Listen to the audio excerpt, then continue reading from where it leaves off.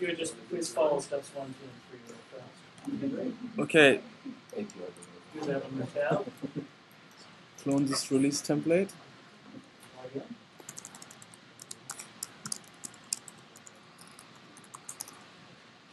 it says clone the issue. Clone the issue. Okay, I'll show you the actions. Put JIRA release 5.0-M3. Yeah, that's fine. JIRA release 5.0-M3, yep. Hit create. Is it done? It's the point. It's time. Let's go home. So and then step 1, the issue. Got a quick link there, just for start progress if you want on the issue. Start, sorry, what should I say? Cool. What is it? What do you want me to do? I don't have to do any of that logging stuff. I just do it. What do you want? Start So progress on the start time. start, so this one. Yep, that's step 1. Ah, okay. Oh, you know that sense. Yeah. Right, look on it. Zero Just, power boom, flat, and done. Click on that subtask itself. Information how to do it. Which is the next 2 bullets of the meeting points. So I'll just give you information on which plans to update here. We have to change some plan variables in Bamboo. So that's, we had green builds today, so that was good. We're all set to do this release. Let's just kind of bypass this for the sake of quickness. And Okay. click on that number 2 right there in the bottom. This one. Yep. There. Yeah. Then identify this page.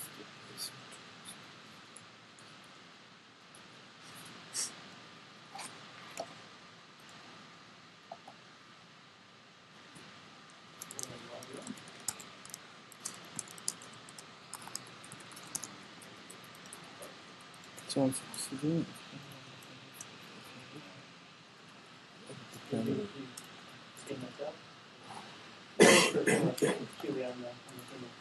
What we have to do is now add in the tag and your version we want to create. So go down to that third variable on the right hand side for the fourth one. Do 5.0-M3 and the one before it. Figure that Apple stuff, but the last name underscore JIRA underscore 5 underscore 0 underscore M3. Just our standard way of how we always do that. And now we should be all set to go. We can now find the last green build that ran through this plan. Yep, go in here. If you click on that, it'll kind of get you to it. And then go to that. So then we have our tag JIRA and tag RPC. And don't click that. You can hit the little play button on the left-hand side where the stage is located. Nope. Nope. To your left. That little play button right there. Oh yeah, I'll just click it. Click it. Okay, done.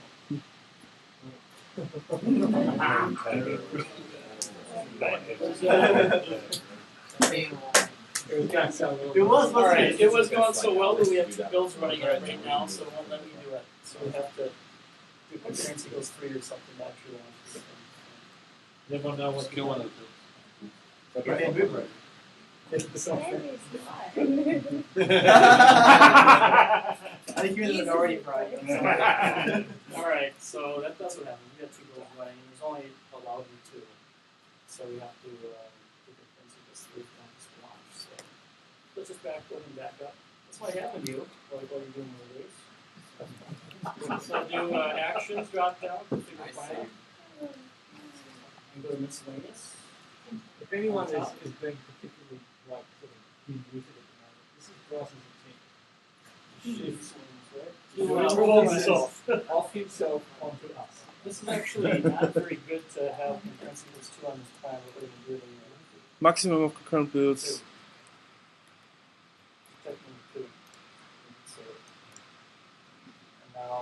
quickly go back to that pre-plan and get the playbook going. We generally don't want to have this plan running two at a time because it's deploying the artifacts that can move them. Okay. So once you hit play, you have to hit play. Now Brady, if you hit play and go back and do turn sequence 1, is it going to stop this build? Okay.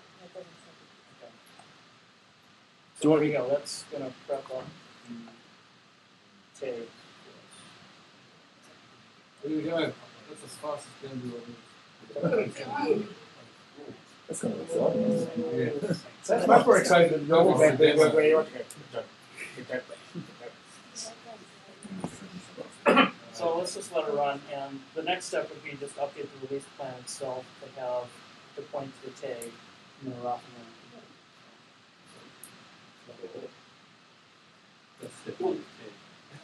running. Yeah, so those other subtasks in the release template are other pieces of automation Joel had to do. So Good work, Ross. You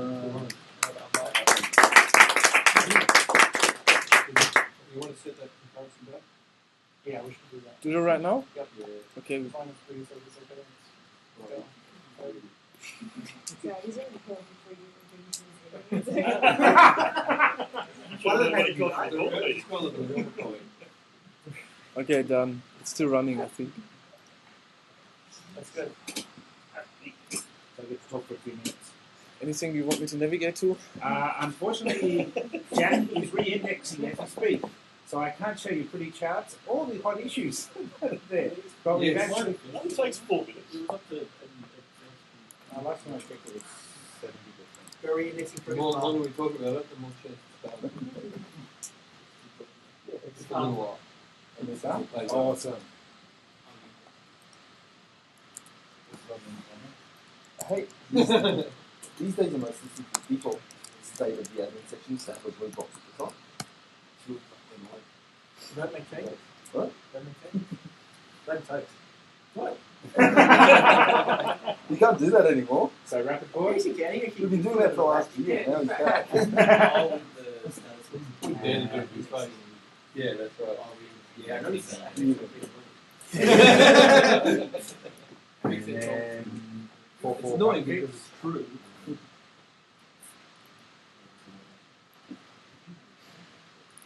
And just switch the reporting for a sec. So, control chart shows that we didn't actually do much QAing of our bugs until the end. So we've got this big line right on the 15th and 16th for all these bugs that have been waiting for the past 2 weeks for actually QA. If we switch to the cumulative chart, so it says control chart. Sorry. No, you're right. Click back on reporting. Okay. Click reporting again, right? Yep. That's awesome. Click past 2 weeks. It's great. I love these so we can go to highlight it front together. So you can see for the past iteration that we have been steadily getting through our bugs, but there's not been huge amounts of progress because we've had limited resources. Okay. So if we click off reporting now, the expedite issues, all those issues up there have to be done before we can release 4.1. Yes, all those issues should be done before we release 4.1. There are some that we might be able to slip by, but pretty much all of those have to be done. There are some soap issues. Active objects needs to be made nice and reliable so that our backup process, backup and install process goes back to being bulletproof. And yeah, we've got some security issues there. So those things, everything that's up in the expedite section needs to be done before we get release 4.1. So in that vein, we're switching around the bug fix plan a little bit.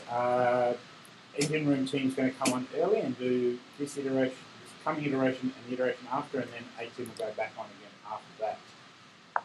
So we can hopefully get through these things and get a release out before I go on to weather. Yeah, it seemed unfair. Just for trailers, so we've got some pretty good issues. But really, no, I mean, there are some serious issues that we really do address. We do get 4.1. The only other issue that I just discovered the other day is I got my test builds running against Studio, and we've got a failure against 441 that's not failing against 441. That's something that we'll investigate. What layer is that? In studio tests or In Studio test. In the Studio test, we've got one test that is failing against 441 that's not failing against 441. is this pre or post shifting to studio stuff? Post shifting Studio to pre the test work running, which is why I've just discovered it now.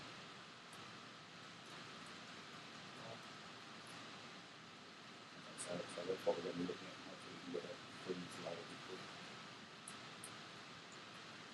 Just want to quickly explain about where we're doing the changing, where we're doing the studio testing and changing. It's obvious.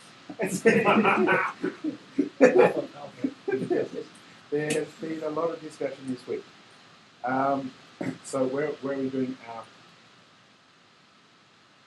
Okay, so for bug fix and for the feature work that is going on the stable branch and for all the studio fixing up that the Justice League is doing, that is all going on the stable branch of JIRA. For the JIRA code changes, that is all going on the stable branch of JIRA.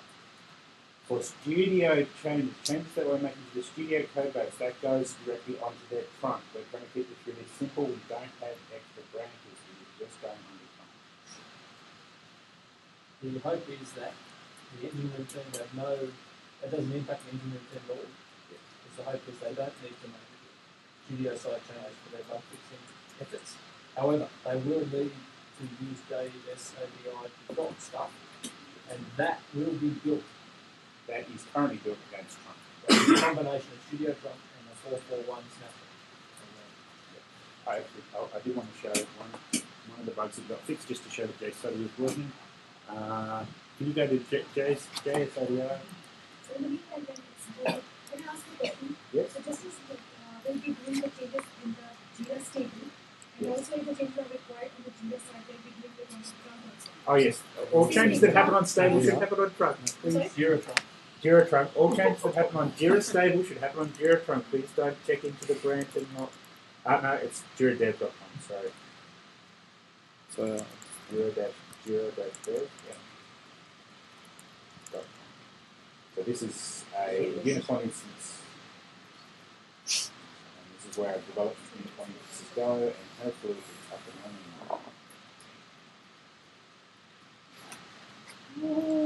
now. So if you log in as admin, you don't need to sysadmin and stuff like that, and then click on the first issue that shows up in the activity screen, top issue, wait for it, there we go. Yep. Actually just go up a level first for me. Okay. So we've done a lot of work in 441. Yep, click on that one. Yep. Done a lot of work in 441 on the dirty form stuff. So if you start to write a comment, click on comment. Start to write something in there. Blah, and then go more actions. Don't close the comment. Just go to more actions in the circle bar. And log work. And type in 1 minute. And then click the log. Now the dialog actually closes. Then you get the warning saying that you've got a dirty form. And you can choose to stay on this page and actually do something about your comment. Before it was really quite confusing in the fact that the dialogue would sit there and have the log, the button grayed out and have a cancel there. It wasn't clear what was actually dirty, so hopefully this is making it a bit clearer. We've also done things like fix up so that if you actually cancel out of a field that's on this page and you navigate away, it will actually let you navigate away without doing a dirty form. It's not really changed the way to the document. No, it actually explicitly says in that navigate in the dirty forms warning that no, these changes have been saved, but you need to reload the page to actually see them. You can't reload the page if you want to put the comment in. That's exactly right. To make it true. Yeah. That's exactly right. So that was one of the cool things, and I just wanted to show that the bug actually are. If you click add on the comment, you can see the one will come up as well. Yeah. isn't it already there? Locked 1 minute. But it's No, that was my old one. So oh, okay. You looked already. yeah, I tested it before. Ah, okay. So There we go. That confused me. Cool. Cool. That was all. Thank you, Doc. I'll start with API changes. I've basically been updating plugins to work with Fiverr, JIRA Toolkit, JIRA Charging plugin, Atlassian feedback plugin. Also, I made some changes to the JIRA API making modules, so I've added those at public SPI and public API annotations. Obviously, I didn't add them to all the classes in there, but to some classes that we had already identified as SPI. And I removed some more usages of OS user that were not really in JIRA code, but they were in OS workflow code that was still used in our default workflows. And some JavaScript and IETs. Those changes to the plugins, is that to get them compatible or is that to get them using less API? Feedback plugin is using Blast API 100% now. Woohoo! And How long has it been like? no, it's more than 10 minutes. But it is the first fully API compliant plugin. Yeah.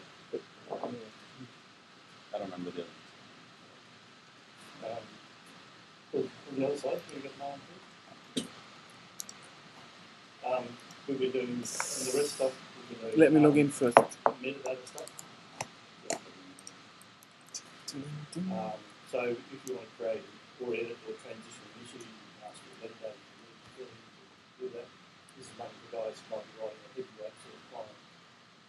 So show you one. Backward compatible with 5. One. Oh. We don't have that.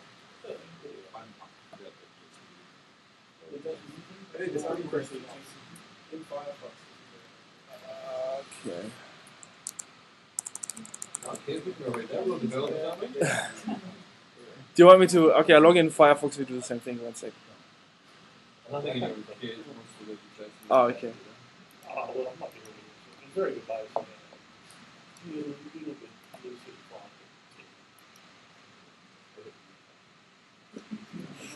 So that's What is it? Control M. yeah, this is the metadata you need. You mean like new reader? So we will list the fields which are relevant for this, for you, for this issue. What about custom field options? That was the one we bridged falling over on for group. We can't display custom field. At this stage, we're doing minimal fields, custom fields. Doesn't correctly include custom fields in this iteration. That's still on. But it will. So Spud's Well, put it in the next explanation, we're iteration, doing or grid fix. first. So for a minimum set of fields, we're doing create and edit and metadata and this and that and all the different things we want to do. And then we'll go back and add a single field. But actually, there's a fair sway of custom fields. So if new custom field types want to do this, they've got to implement an API or something, or Yes, that is the plan. Yeah. Well, I'll get a sort of a default rendering. Yeah. Like it's just a simple thing. That's if they want to ingest or produce, specific JSON related to their custom field. Maybe I just copy and paste it wrong. I don't know. So how are we going to prove this is useful? Oh, right. So we've got it up there. Yeah. So if you look there, one of the things you must supply is an issue type. You can change the issue type. That's editable. It has a type. And now the type, if you scroll down a little bit, Yep. is the type object for this particular guy. Keep going. Yeah, so it's type object. And the properties of that object are described just happens to be above that. So you can scroll back up. And so it's got a property here. It's got subclass. It's a type boolean. It's with a subclass with I. It's got an ID. It's got a description. But it's got both the primary type. So an issue type's an object. Therefore, this is the description of the object. It's all following some weird ass Google script, JSON script proposed. So how are we going to prove that it's useful? With a brand. Brad, Buddy's going to be creating something. You're going to be creating something. Oh, that work falls through the Copy and paste it.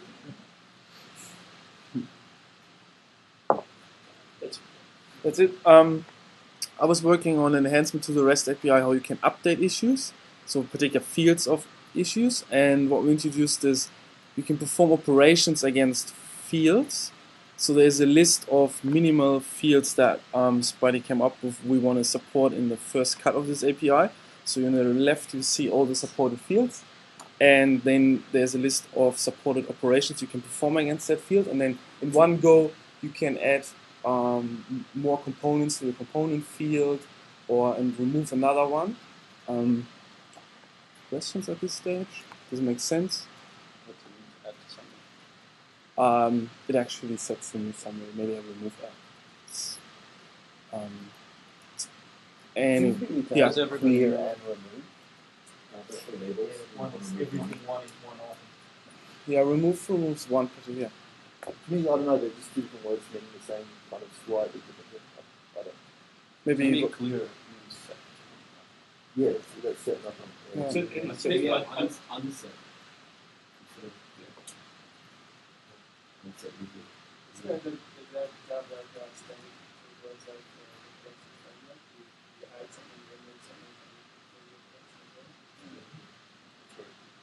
Okay.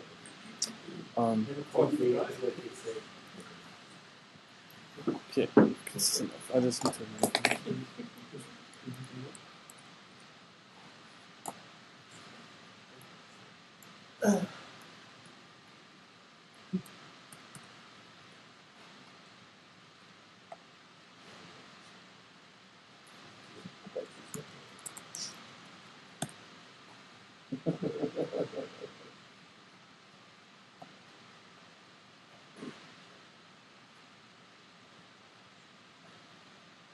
Okay, I just want to show that it works in action.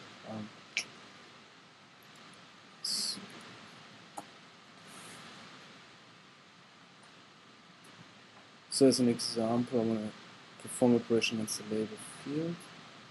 This issue.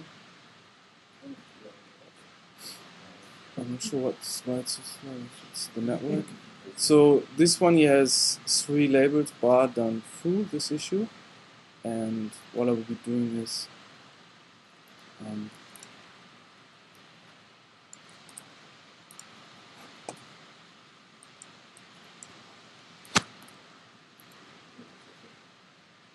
It's on a Mac, you won't know that.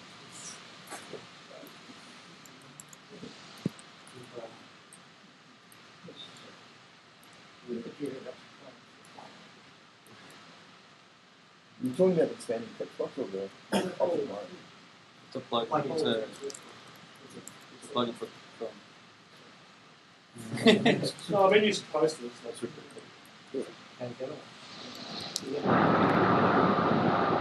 post time is pretty short.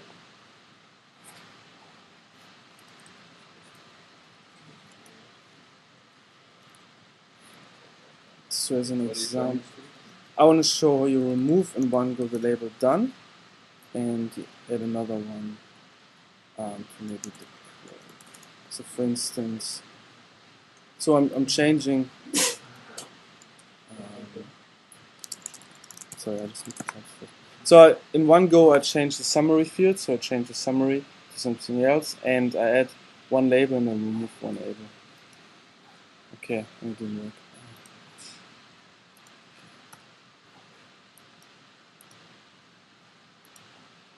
Yeah.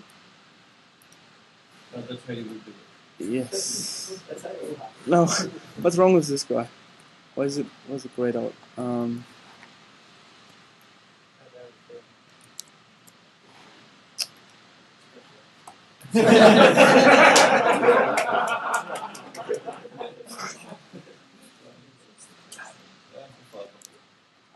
my god, I can't be that hard, right?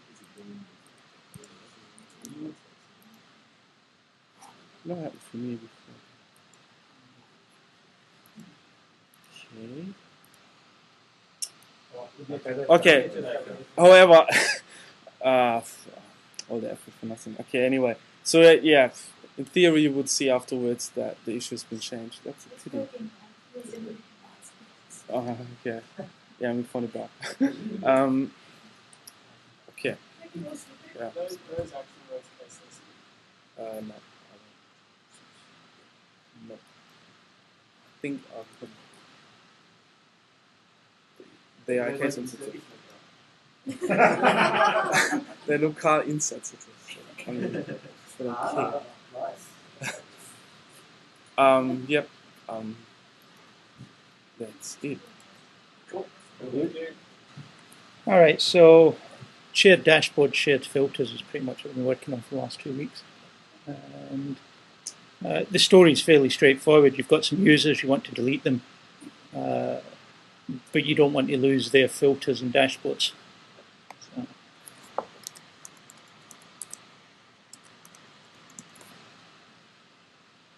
So we'll take it from the point of view of the story. We're going to delete a user. As we're going into JDog and delete its lady.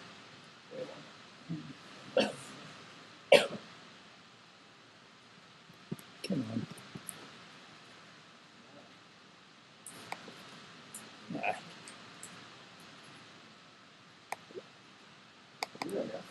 Yeah, just doesn't seem to work. Oh, that one. It works when you hold it. All right. So delete a user when we eventually get there. I know. This is running my VM. You still developing your Linux VM on Yes. It's a long story. When you want Mac Fridays. So we'll delete another developer, and you'll get the usual screen coming up saying you've got shared filters. Now there's a link, so when you go shared filters, it takes you straight into the shared filters the user's got, and you can then decide, what to do with them. There's no bulk edit on here yet. That will be next. So you could change all of them. So let's do one where there's going to be a permission problem. So we'll change the owner there to be Joe. There we go.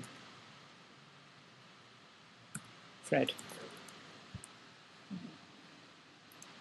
And we'll change that owner, and you just get you can't do that. Okay. You don't. Fred's not a developer, so he can't take hold of a share over JIRA developers. And boxes I probably could have at some point, but what do you do then? I mean, remove all the shares? Just remove all the invalid ones? Well, so I know the fact that if you're a user, you don't see the share, you don't see. Yeah. So you can use the permission checking code and actually work out the shares in valid form. Yeah, we could do that. What happens today if you share with developers and then suddenly refuse that privilege? Sorry, I can't edit. But still the share exists, you just can't edit. You can see it and you can manually delete it. That's it. Yeah. Once you try to save it, it'll say that's sorry. Pretty much the same as this. I can delete it, but that's about all I can do. So instead of the UI there letting it delete it, you can just have an ignore option and the new owner could delete the shares that they have. But the share will still be valid. Yes. The share will still be there and what we want. So that, and it sort of, he says with bated breath, it respects the where you were, so it remembers your search. So it doesn't bug it off and clear the boxes anymore. Sorry, that's just no.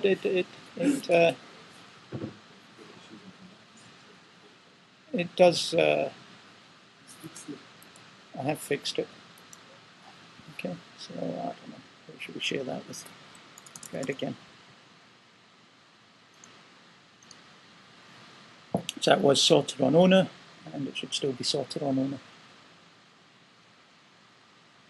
That's not very good for an Ajax call. But it is going through a networking stack that's crap. So you can see it's still sorted on owner, still ascending. So that's about it. And shared dashboards is exactly the same. So that shared dashboards. And it works on Studio. So,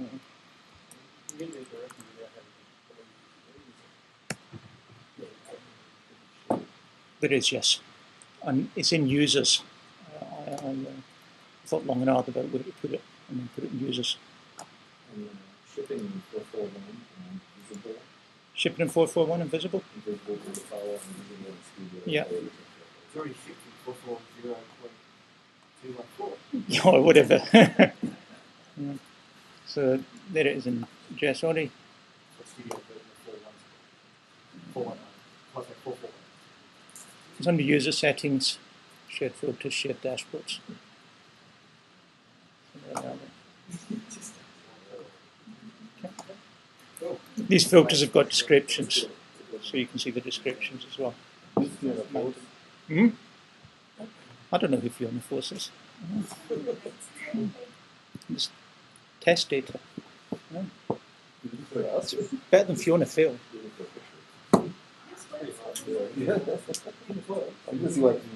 I don't actually know. That's Studio Styles. Oh, the table behind you. Table's white. Yeah.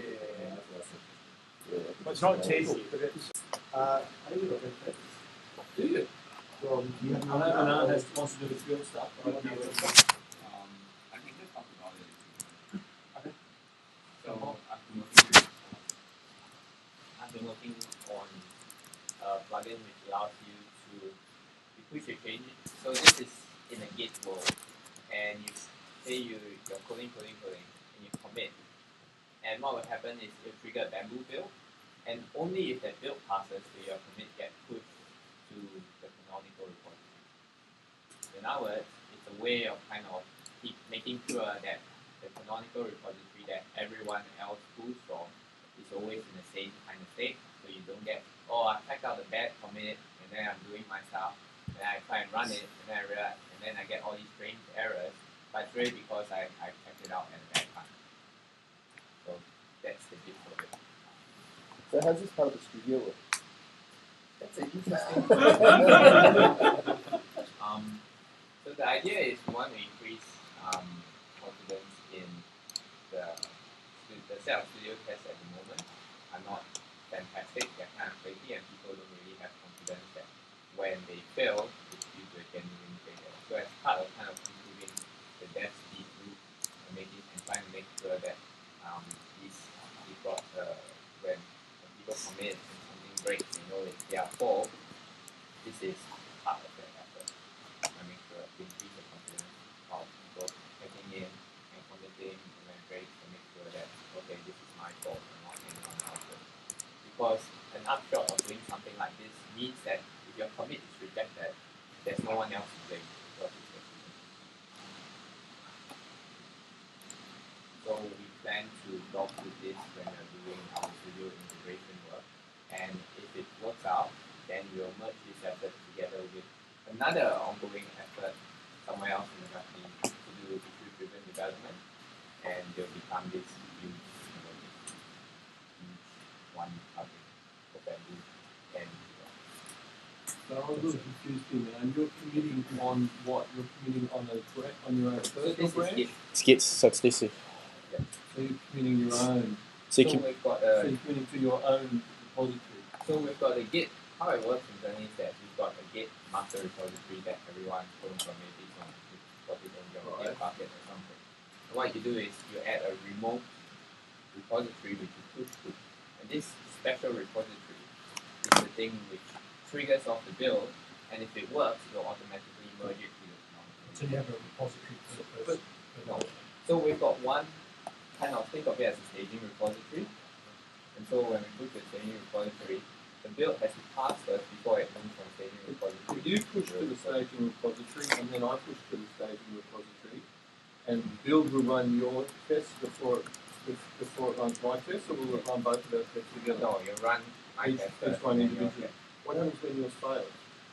When mine fails, it doesn't get merged. But what happens to mine? Then yours runs against the PC master without my commit. Oh, I see. Right. What happens when the build Mine might fails not and you work without change your your own? commit, because I might have only committed with your changes.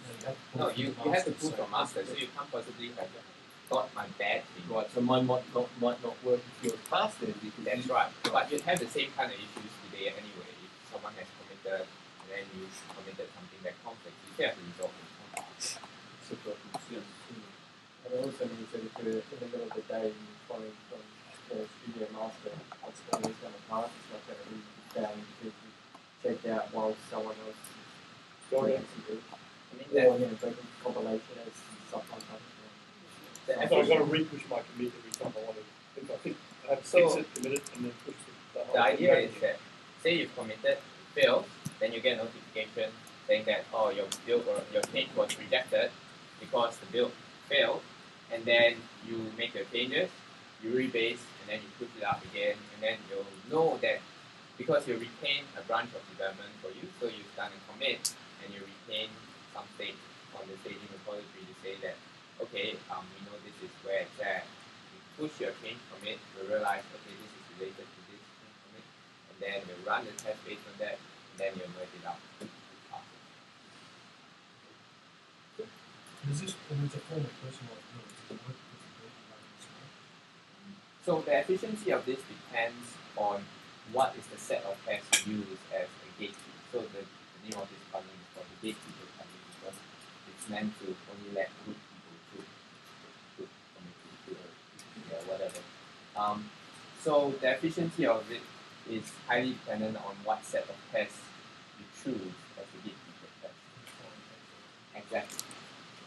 So if let's say your tests take like if you've got flaky tests, then what you'll end up with is you'll get commits rejected for flaky reasons. So it's a problem which you have to face today anyway, except that with this you get the added benefit of isolation of who did the bad commit, as well as making sure that everyone else who does the pool is not affected by that commit. So we couldn't, for instance, obviously use it with current JIRA functions because they just have to run. Well, you have to choose. So the idea is to choose a specific subset test, right? Because the idea in the right now, the integration test which they normally run take so long to run on an individual developer's box that the idea is that they code, they just push and they want to forget about commit and they just continue coding. And then that will say, oh, you fucked up, but at least you fucked up and then fucked up anyone else. What if you want to get someone else's changes that Pull from there. push them, yeah, pull from them. Is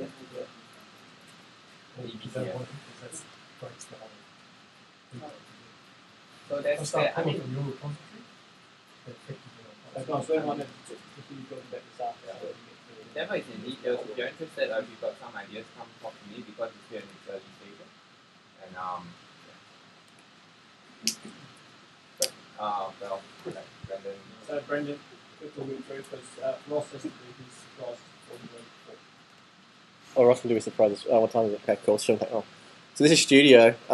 This is the bit that's pissing me off at the moment because this is all the stuff that they do to JIRA. When they create a specific version of JIRA for Studio, for example, they patch the web XML, they patch velocity of properties, log4j, the workflow.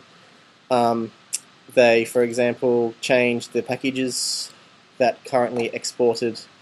They add all these packages to be exported to the plugin system so that things work. So our goal is to try and basically remove all this shit from Studio, to either remove it completely or merge it into JIRA such that at least we have visibility that Studio is doing something weird, so that when we develop features we know to some extent. So the initial thing the cut that we're probably going to go with is a very simple API,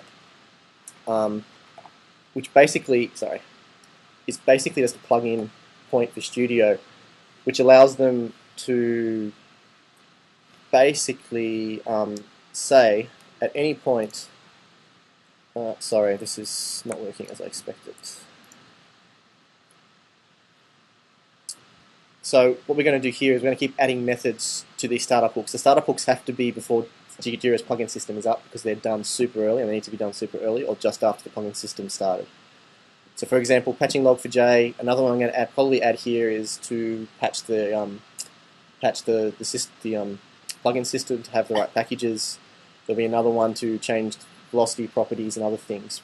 The overall goal of this is when you look at that code in JIRA, you'll go, oh, there's a studio-specific call here that goes out. So you'll at least have some idea that the studio is going to be affected by a change to a particular piece of code. And there'll be some if statements in some velocity templates which remove links depending upon whether you're in studio mode or not. And again, hopefully that'll then be in JIRA and visible to everyone.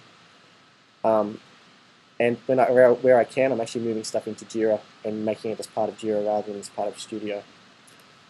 And after I've done all this, they've come and told me they've added another override today. So I've got to go and talk to them about fixing that also. Will this meet all the needs? Like, can you patch the XML? So I removed the need to patch web XML because I've added that before start and after start method there. Yeah.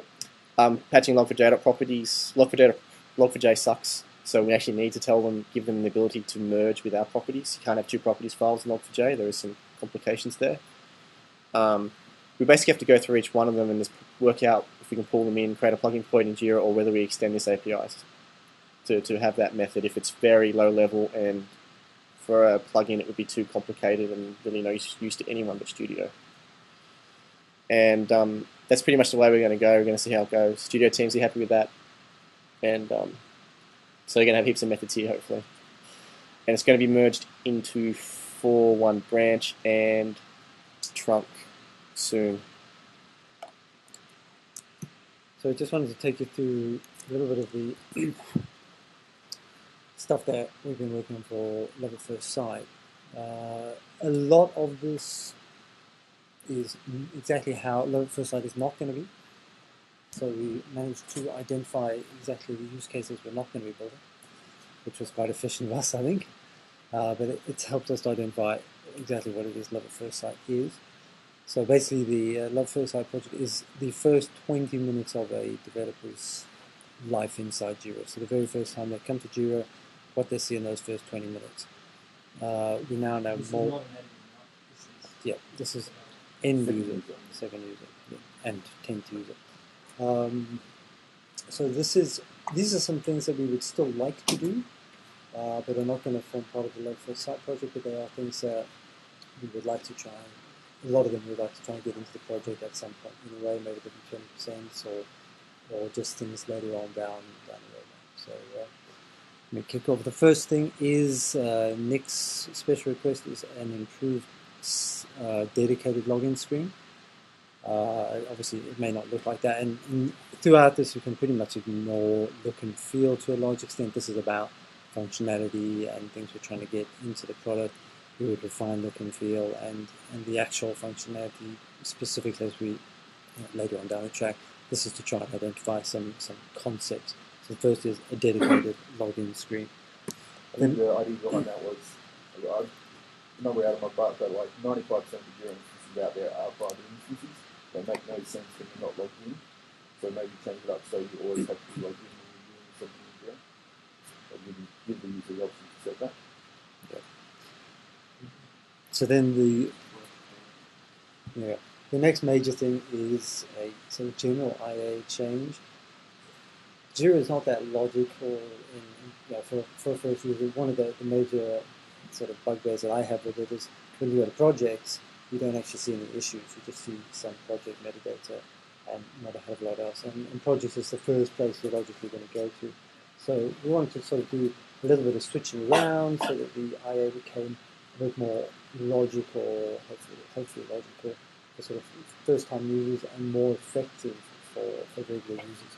So that involved stripping out the double menu bar and just having the single menu bar up at the top here. It's got a big search field, and we're sort of tinkering with some ideas on the search field. But for this round, we stuck the search bar on the left-hand side, and you'll see why in a bit. There's a My Home, and that ties into an integration project that's going on where they're going to be building a sort of a My Home dashboard replacement type of thing, which is almost like a My Inbox of the world. Projects lives up in because dashboards are dead. You heard it here first. We've got projects now living up in the top blue bar. We've got a people tab, which sort of hints at team spaces and things like that. We've got a history tab. I'll show you inside these tabs in a bit. We've got the admin living up there. And then we've got a big create button sitting up in the top here. Part of this example is to show you how it could work if we had other products living with JIRA, so if we had Confluence or a whole studio release, how these things would change depending on what products were installed. And over on the right hand side we've got a number of notifications. So this is, I don't know if most of you saw Mike's notifications thing where he wanted to try and start building that in. That's his number 4 there up in the top there. Sorry, Rick, before you get on, I just want to take you back one foot there. So you're saying what you can do here might change depending on what other products you have. So this is, I mean, while you're designing all of this, are you taking into account that it could be JIRA on demand and it could be JIRA plus any number of other things? So we're not necessarily taking everything into account. I'll show you how this menu is going to scales for some other products. We expect that JIRA on demand eventually will look exactly like this because this is taken into account. Ideally, yes. Ideally. Pretty exciting stuff. Yeah. So let's head on in. I'm going to open up some of the menus. The projects menu is pretty much our projects menu as we have it today. You can click to view all projects. The difference with projects really comes once you drill into a project, so I'll show that in a bit. Go to some of the other menus. We've got a history tab. So that's taking essentially your recent issues and bunging them up the top here and showing you some recent users you've interacted with. If you have Confluence installed as well, it looks kind of like that. So you've now got some Confluence recently used pages and you've got your JIRA issues next to them.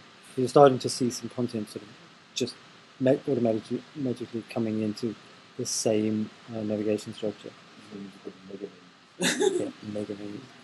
And then we've got drawers as well. So when I click on create, I get the drawer, so I can create a project if I have permissions. I can create issues. I can create a bunch of different content types. So I can create a page for Confluence, etc., etc. There's the notifications coming down. So one of the other big things, one of the things I mentioned was the search field.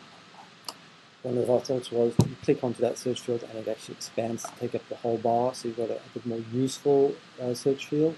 You can click on it or you can start typing. If you click on it, you get a list of recently used filters. Start typing. So I would embed Google in there. Start typing, you immediately get search results starting to appear. You don't have to return to get them. So you're seeing stuff coming from Confluence and stuff coming from JIRA in the same sort of federated set of search results. And you can filter it down by, for example, the teams that you work in or specific assignees or specific projects. And you can also split it by different content types. So if I only want to see issues, I just click on issues and it will only show me the JIRA issues coming in there.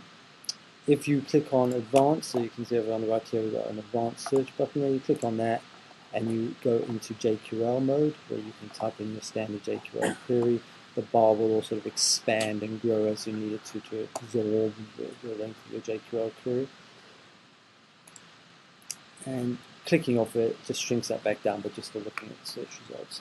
So that's one of the thoughts we had on taking what we have in search today and elevating it out of issues. You don't have to go into issues to do a JQL search or any sort of search. You can actually do it at a global level because we want to make search a more global thing, whereas when you're inside of a project, you're actually browsing issues. You're browsing the issues that are relevant instead of seeing a global list of issues across all projects. So if I go into projects then, I can see a list of my projects and I select one and I now live inside the project. So I don't have my full JQL search, I just have the small one. We probably would have to extend it to have the JQL search, but your default view is to just see this small search, which allows you to filter down the list of issues. And you can see when I went into the project, I'm looking at a list of issues. I'm not looking at a project dashboard, I'm looking at issues. If I want to see the dashboard, I click on project info to toggle across to that.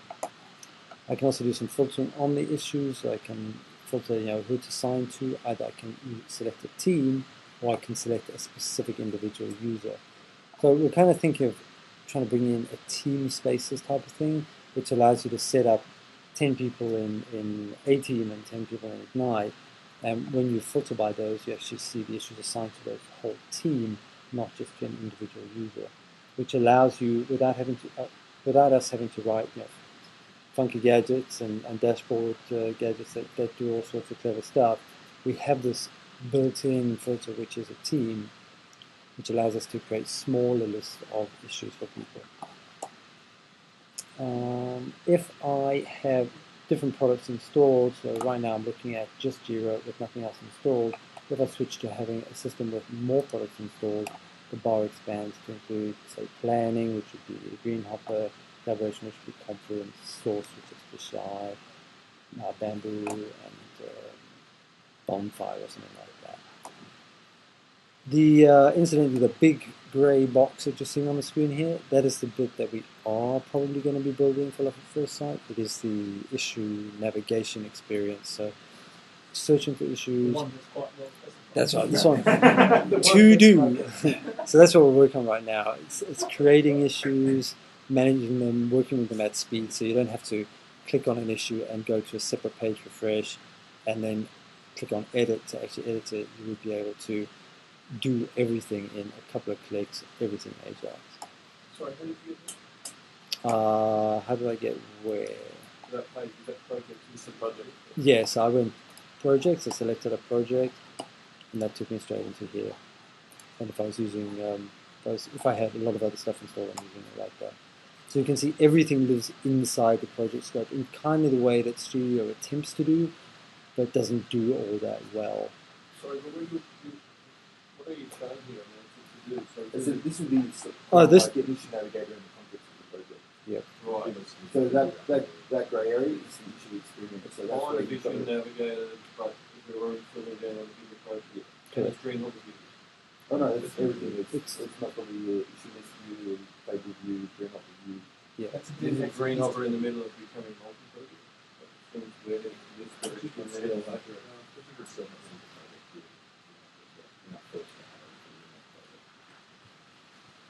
So like, I think the scope of everything Ross has just shown is like kind of crazy. It'd be like a couple of years worth of work. But what we wanted to do was, explore a couple of like vastly different ideas and some of the core, I guess, aspects of JIRA. And like we had a bit of scope to play with, like no one could actually define what Love at First Sight is. So we went for the whole. So we went big. We went big. We just wanted to see what people actually really like, what people were drawn towards, and there's a few things out of this, like team concepts and the my view and all that kind of stuff that are hopefully going to get done through other sort of channels. But yeah, I don't think it was a waste of time, but yeah, it was definitely a big, ambitious design. Yeah. they want to play. And I kind of like the idea that it's uniting the look and feel of your on-premises with your on-demand. I think that's exactly how It's awesome, guys. I mean, we don't often get this far-reaching sort of vision, right? We're often more than usually just focus on the next 6 months. That's awesome. And this is Ross's circles with us. So, shameless. It's square, it's not circle. They are square. Copyright.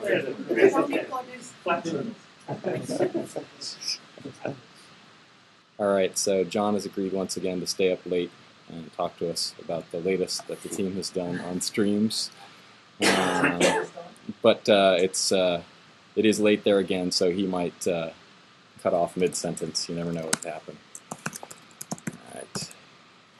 So last time, basically, there were only a couple things remaining on the plate to have essentially what's been renamed. We were talking about it as Streams 5.1, but they've decided just to make it Streams 5.0, which contained application links. So you're already starting to see some of that functionality on JDog, where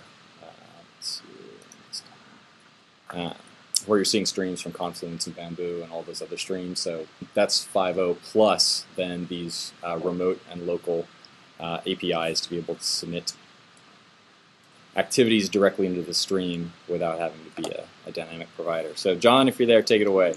Hey guys, I just wanted to demo the new third-party streams functionality, which is now feature complete. I want to show you guys how everything works with AppLink systems, and then I want to show you the entity association. So first, with AppLink systems, you'll see that I've got 2 entries here from third parties. The rest of this is just the normal content that appears in the feed from Confluence and JIRA. These 2 entries are from the third-party providers, and if you drop down the filters UI, you'll see that there's one provider which is coming from Confluence actually, and another which is on the local system. So you'll see the generator name from the third-party provider plus the application name, and the application name will be followed by a dash and the AppLink name if there are multiple applications of the same type. So if this system were connected to 2 Confluence instances, you'd see something like Blogger Confluence-AppLink name 1 and then Confluence-AppLink name 2 for the 2 of those.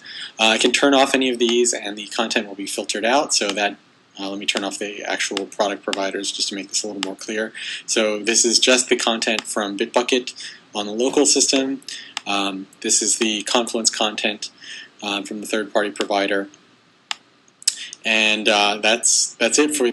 And John, I'm going to interrupt you here and just give a little update. This morning, we actually decided against the hyphenated name, which was to actually have Confluence dash extranet, Atlassian extranet, and just have the application link name inside the parentheses, because we think kind of this filter here is one of the key sort of ease of use cases. I don't know if you remember last week, but there was a separate third-party hierarchy for only things that were submitting to the REST API that a user wasn't going to care about whether streams are coming in remotely or through plugins. And so, one, they've done a good job of everything now comes in a single list, and we're going to get rid of this hyphenated type of application / application name. It is interesting, though, that if you have JIRA hooked up to Confluence, hooked up to Bamboo, and there are a bunch of different remote providers all sending data to them, and I'm subscribed via UAL to all those services, basically inside of, just JIRA, that you're going to have remote sources sending to Bamboo that appear in my JIRA stream. So there's going to be a lot of information there, and you want to be able to turn on or off each one of those in your dashboard. Yeah. What do you mean by Bitbucket, the local source? So Bitbucket means that it is submitting directly to JIRA, whereas Blogger is submitting to Confluence, which is AppLink to JIRA. Right. So that's the differentiation between the 2 sources. Now, once again, does the end user really care? Not terribly, but there's a slight distinction there. All right, sorry. The third-party provider and AppLink functionality. Next, I want to show the entity association piece. So what I've got here, these 2 entries are actually from the Stack wiki page. You can grab the examples from there. And if you look at those documents, I'm not going to show the posting functionality since that's the same as last time.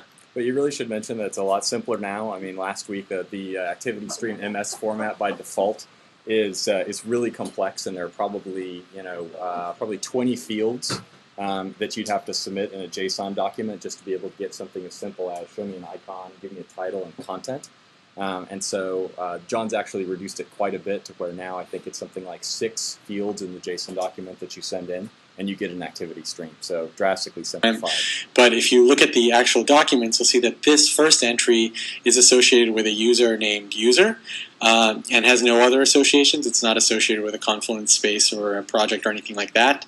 And this second entry is associated with a JIRA issue, namely an issue called 1-1. So those entity associations are set up. So if I add a filter, I can look for anything associated with Project 1, for example, and that'll filter that out. The is not worked, so I can say is not 2, and that will show me the content that I'm interested in. I can do username filtering, so if I say username is user, then I can show just the content associated with that user.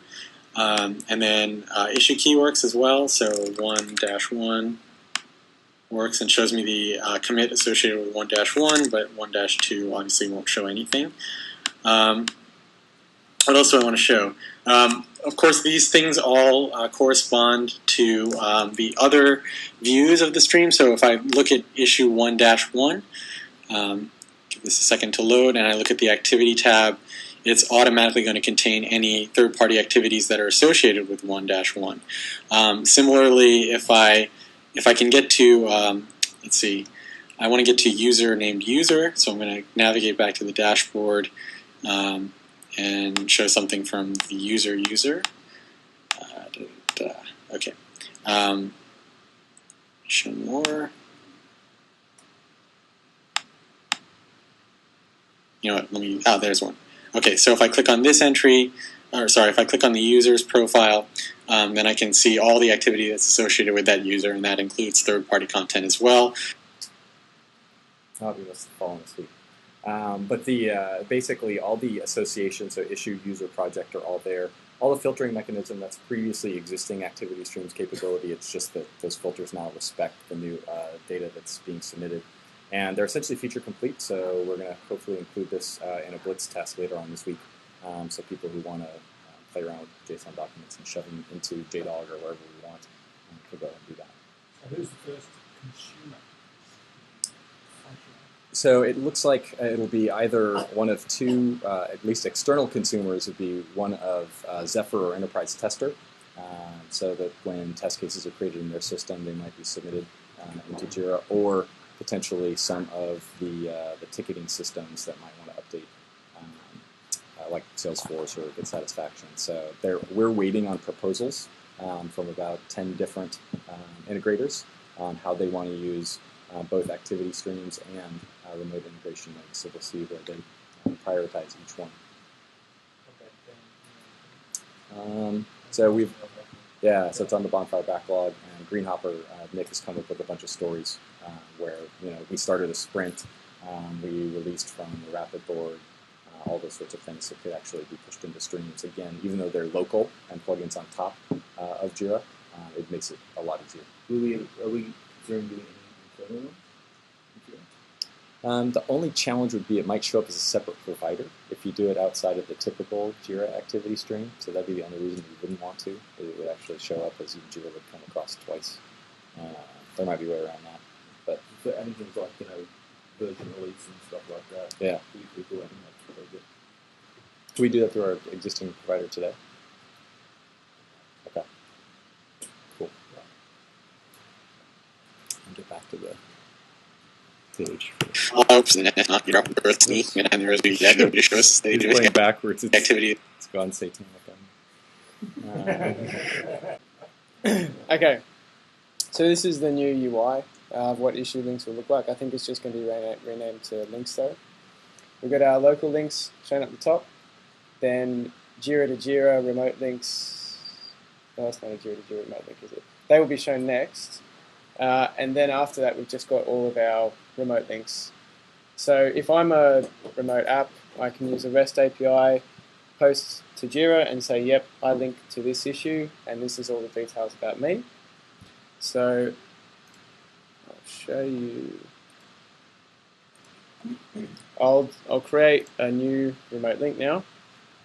So that's some JSON I prepared earlier.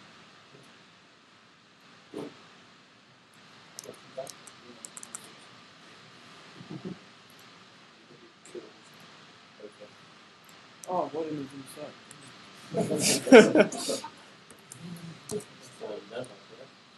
Oh.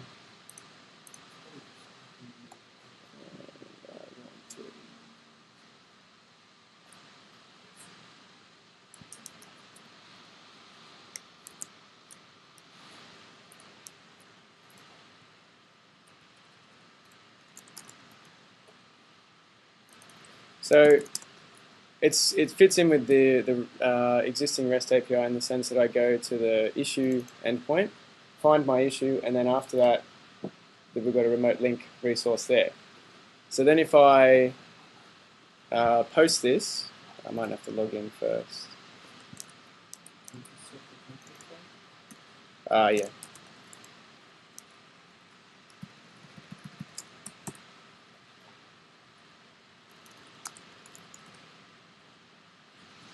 Okay, so I'm logged in. Okay, so fingers crossed this works. Beautiful. Okay, it's been created and it tells me the ID of the remote link I created, and the link to the REST endpoint, which shows that. So you can see it's the issue key, remote link, and then the ID. If I don't provide the ID, and if I just take this here, it will give me all the issue links for that issue, as everyone can see not so clearly. So only the remote ones. Yeah, this is all exclusively for remote. So the ID here, if the remote app remembers this, they can use this to delete or update. So if they change, their status icon, or if they change the description, they can push through using REST to update. So if I go to my test issue, I already had a JIRA 9. I've just created another one. At the moment, we've got no duplication checking. And then we hyperlink over to our remote issue. So that's what we've got so far. We had a really good discussion with Mark and Spud through the week, which really nutted out the API.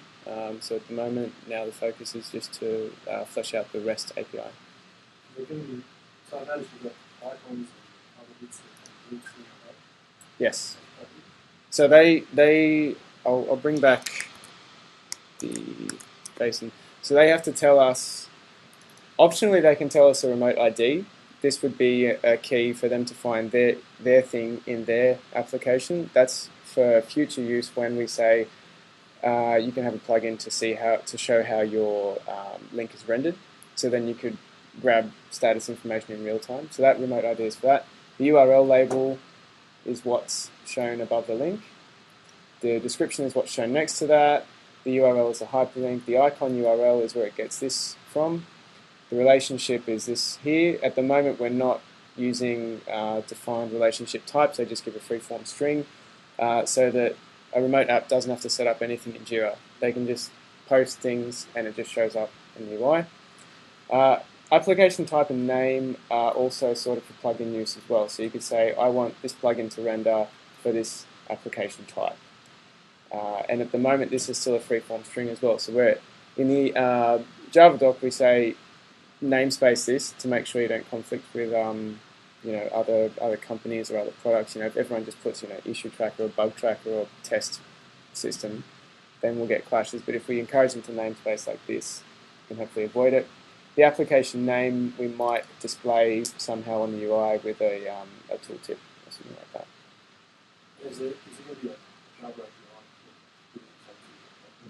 Yes, so that already exists.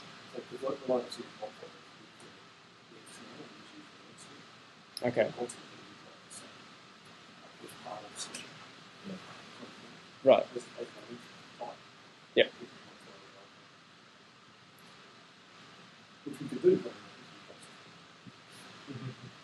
Is that what well? Yeah, callbacks are always. Yeah, they go.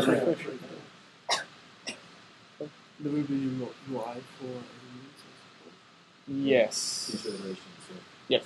And then the API will use URL, like application links, like discover and say you want to link this issue. Yep. Yep. So you can create links at the moment. Anyone who's authenticated through REST. Anyone Yeah. who can create an issue can create a remote link, right? So Yeah. Or in the UI, I don't know. So even No, through REST. nothing. So Through REST, as long as you can view the issue, you can create a link. Actually, I don't know if I'm checking. I should check that. Yeah. at the moment, Permission, the same permission. I think that's edit issue. Yeah. Edit issue. Okay. The add initially though, Felix, to answer your question, we're going to have a very simple version of add, which actually doesn't require URL. It's almost like the way most people are using a URL field, which is only add an arbitrary URL to this issue that links to something else, and so I can give it a description and URL and it just puts it in a section. So if there are arbitrary documents or pages you just want to link in, you can do that as a user. Then we'll support advanced functionality where as a remote JIRA server or as Confluence, I could define a special add dialog for my content type and we'll do more advanced things like that. But we're also going to provide a much simpler version. So if I just want to put a link in there that's just like those and give it an icon and give it a name and give it a hyperlink, I can do that too. So it's time to modify the UI for you.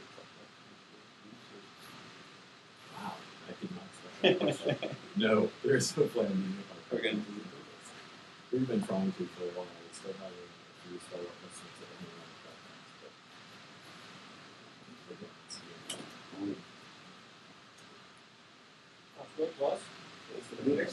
are Okay, so I just thought we'd do it. So we just released Bonfire 1.1 this morning. A little bit of stats on Bonfire. The attach rate's gone from 1% to 6%. So 6% of all bonfires sell a JIRA. So Is that in line with the expectations, market expectations?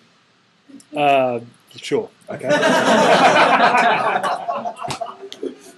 and so on. So it seems to be going all right. Although after the big push, we've done better in those first few weeks, and we have sort of tailed off a little bit later. But the really big thing that we've done this iteration, and when I say we, I mean Gilmore and Ian, is basically the main kicker is.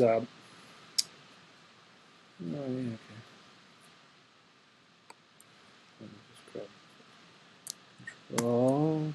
It's not really control.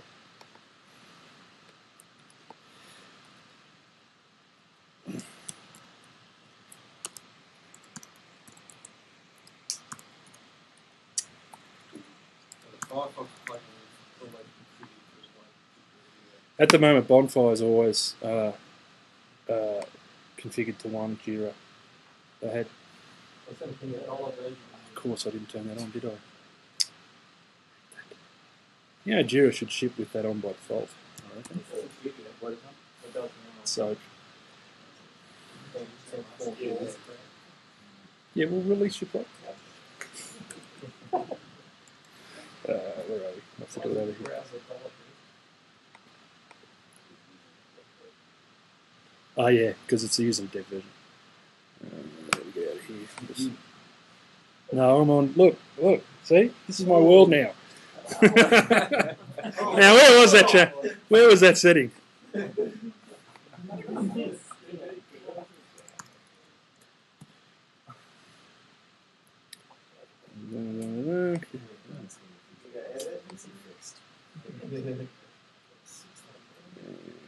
Oh no, it's it.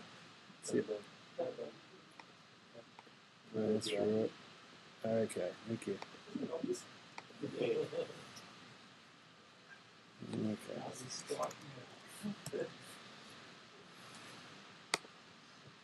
All right, cool. So the big thing that's added is that we can take multiple screenshots and attach them to multiple issues, which is the big thing we added thing. So previously you had to take a screenshot, you had to create an issue from it, and that was the end of that functionality. So now what we're doing is basically getting your most recently viewed issues and giving you the ability to take a screenshot, attach it on that guy, take a screenshot. Yeah, exactly. You can't create multiple. No, you can't create with multiple, but you can append. Yeah, and so on. So,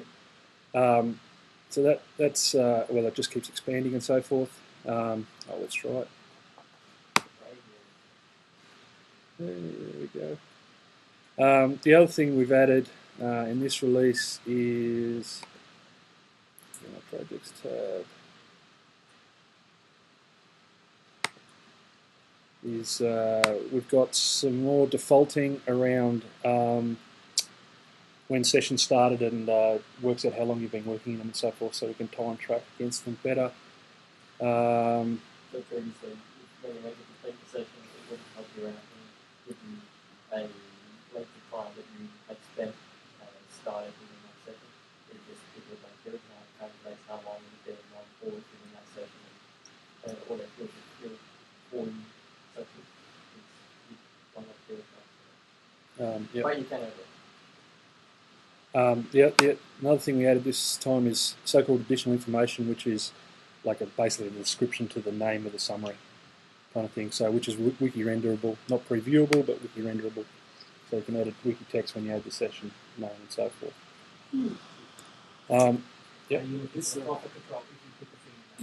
Well, we are. Well, yes. So, and in multiple places. So, for example, the next thing we want to do next iteration is subtask support. People want to create issues as subtasks of an issue, and the straight thing we're going to begs is that we want to sit there and say, now type in your issue that you want to create a subtask of, which we've sort of I think done a fairly good job in terms of an issue picker here of some sensibility, right? But it begs for a sort of an issue picker, and in fact everywhere where we If you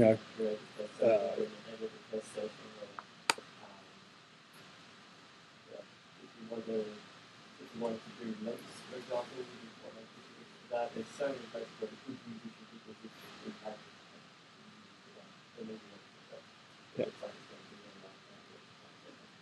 That screen we're seeing on the right hand side there now.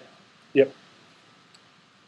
Where is that plug? Is that part of the plugin on the left? The plugin on the left? So Bonfire is a sidebar. Yeah. So that thing on the right is effectively whatever you're looking at and whatever page. And it doesn't have to be it's not Jira. It's just your application. So that's our sidebar extension on the left. That thing I was just seeing a minute ago where you're starting your session and ending your session. Yep, that's in JIRA. That's a Jira plugin. Yep. The Jira plugin. So against... It's a session per issue. Yeah, that was my question. You do that Outside of this context. definitely associated with it. Yes. So theoretically, you can start that from the sidebar. Yes, we haven't got that support either.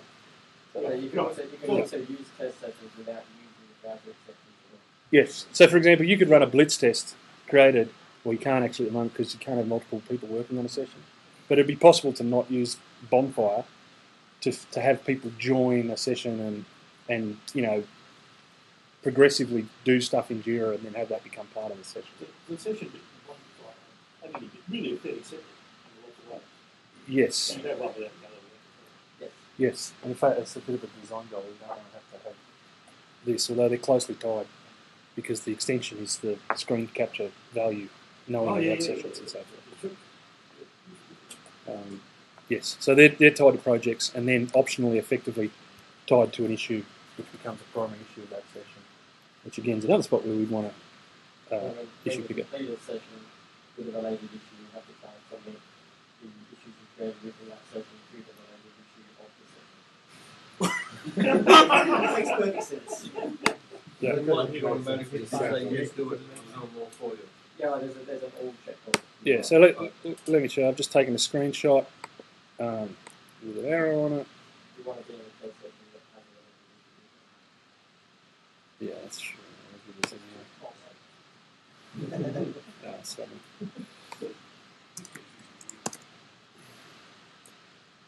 So that yellow heads-up display bar thing?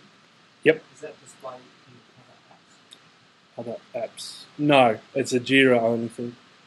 It won't work in Studio because Studio top app is like 5 plugins, it's a plugin in Console, and a plugin in Jira, and a plugin in so as soon as you switch to one of the other apps in your Studio, the top are the top things. Yeah, I'm not sure about that quite yet. It's a plugin point. You have to support it. That is a plugin point though. That's not hackery. But that bar's in the Jira session that you're running, not in the active testing. Correct. So we could be on a completely different site. I mean, this is. That's what confuses me. What's the value of the yellow bar on the right hand side?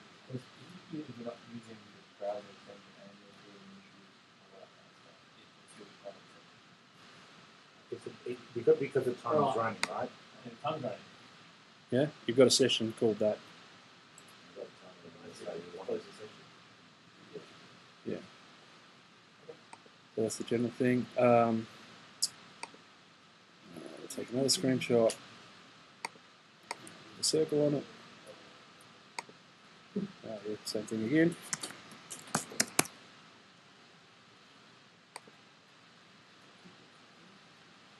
Okay, so now if I have a look at this session, and we've got a bit of an activity stream which shows you what you've been doing. That's going to expand over time. At the moment it doesn't show multiple attachments and so forth. We're getting in dangerous territory of actually having an activity stream, which is a side activity stream. but it's meant to be related to this session. And then basically when you complete, you see that during this session you spent 5 minutes on it, and you raise the following issues against it and so forth. And if you've got a related issue, it'll give you Yeah. checkboxes next to each issue that links back to the parent issue, as well as the checkbox to be able to log the time spent against the parent issue. And can multiple users contribute in the same test session? Not at the moment, but ultimately we'd like to get there.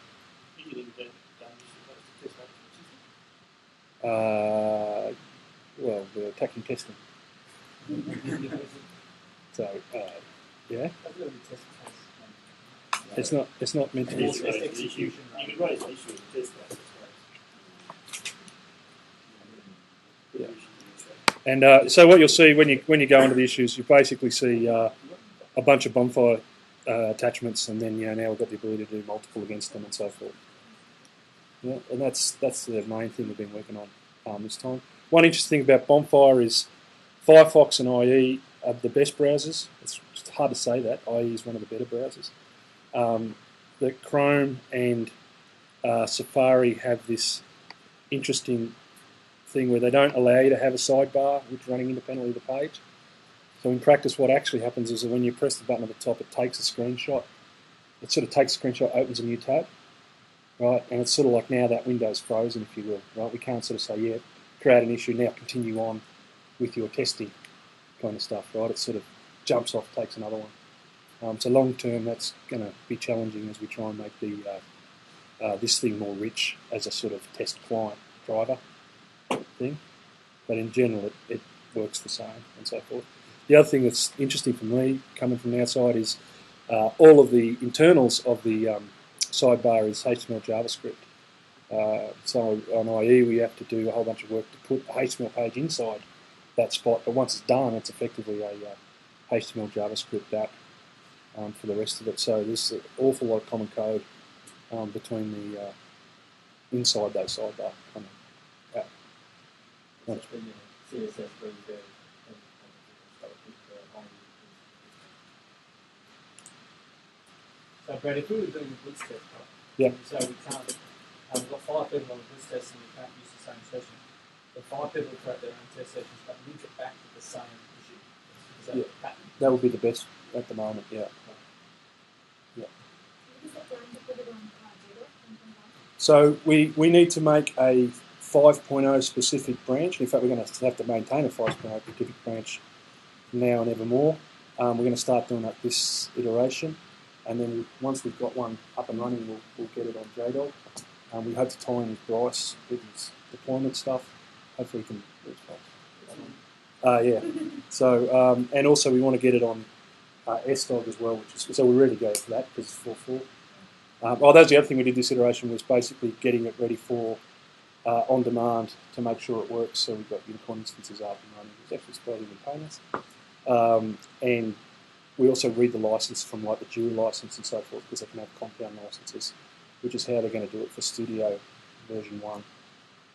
So basically we read our license string because the JIRA license has a JIRA license and a Bonfire license encoded into the one mechanism. Yeah, so we're actually running on demand, if you will. Okay, as we're running late, we're not going to do 20% demos, but I will show you what will be happening in the future.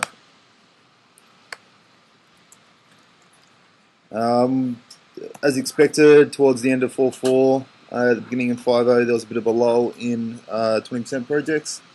I think that's always going to happen, and it's unavoidable. But yeah, I think from now on we should attack it like we were during 4.4. 4.4 was most probably our best ever 20% release, so it'd be good if we can back that up in the 5.0.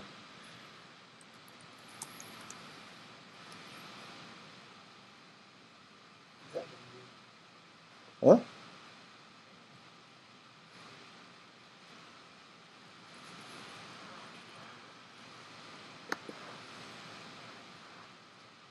That's session based, isn't it? No, that pisses me off.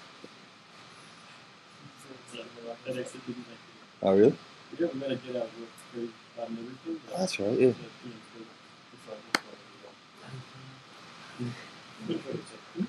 So, each Tuesday demo session, I'll come with this page, which is the current state of everyone's 20% projects and who's done 20% and who hasn't.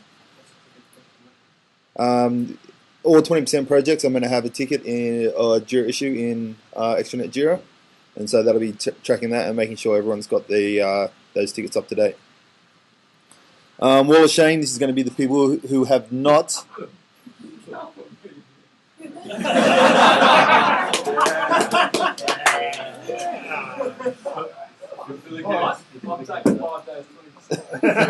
Catch up on 3 years. Do you see the name of your project there? Yeah, that's okay. So yeah, these are the people. What? So yeah, these are the people who haven't done 20%. The very far right number is how many days for 5.0 that, or how many iterations they haven't done 20%. So we're just really trying to shame people into playing more and doing 20% more, doing more 20% time. So yeah, if you're a team lead and see a lot of your people up on this list, have a good look at yourself and ask yourself why that is. I don't work on You're part of there. So we also got the champs. These are people who have finished up a 20% project or got something shipped in the last iteration. This iteration we had 4 people. Ian put in roles required attribute for web work, which is a good little win for them. James has got mail dynamic debug, I think. Did you? Going in now. Nice work. Min with his patch builds. I think that's going to be fucking awesome. And Luis with his quick issue tabs. What was yours? Okay, I'll add it. Then we got teams. This is the state of each team and how many people are taking 20%. What's that? Green Opera, I didn't get around to them today, and I knew they weren't going to be in this meeting, but I will add them for the next one. I think Dream Team was the most successful team. 100% of the people took 20% time.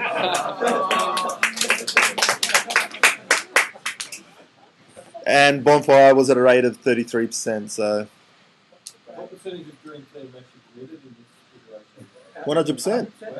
Yeah, they're on fire. And then this is where you guys will come in and demo. Or I guess the champs will as well demo what you've done during the iteration. So we'll go through this and I get everyone to get up and demo what they've done during the last 2 weeks. Right, so if you log some time, then you're here in the project system. Yep. If you have spent a day with 20%, you'll be down here. If you haven't, you'll be up here. But you'll be on there somewhere. Yeah. It says ticket question mark. I guess most of the projects have tickets in there. I'd say the vast majority don't have tickets. Don't. Okay. So yeah, this is the first time I was a bit late in doing this one. So as of the next one, I'll make sure I'll chase it when I chase everyone up on the Tuesday morning. I'll make sure they creating tickets and logging time. Cool.